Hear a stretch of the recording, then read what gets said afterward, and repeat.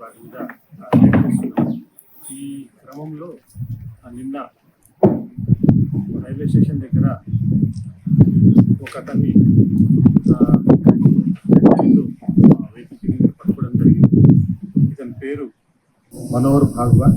ఇతను మహారాష్ట్ర చెందిన వ్యక్తి.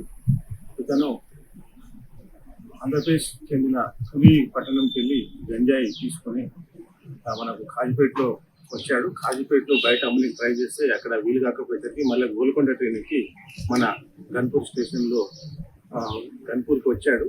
గన్పూర్ స్టేషన్లో ఆర్పిఎఫ్ వాళ్ళు చెక్ చేస్తుంటే ఇక్కడ పట్టుకుంటారని చెప్పి మన రైల్వే స్టేషన్ దిగి బయటికి రావడం జరిగింది. బయటకు వచ్చిన తర్వాత బయట ఉన్న మన పోలీస్ ఆఫీసర్స్ ఇక్కడ వెహికల్ చెకింగ్ చేస్తుంటే వాళ్ళని చూసి పారిపోతుంటే ఎందుకు పారిపోతున్నాయని చెప్పేసి పట్టుకుంటే అతని దగ్గర 7 కిలోల 100 గ్రాముల గంజాయి దొరకడం జరిగింది.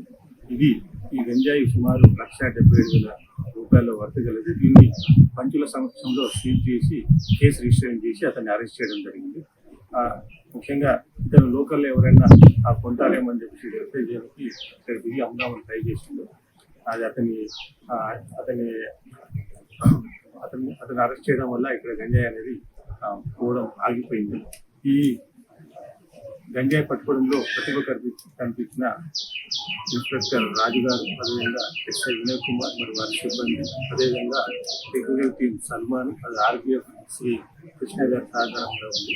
అందరికీ కూడా సిపి గారు వారి పని మీద ప్రతిభ కనిపించినందుకు హర్షించారు. వీళ్ళకు కూడా రివార్డ్స్ ఇస్తాం.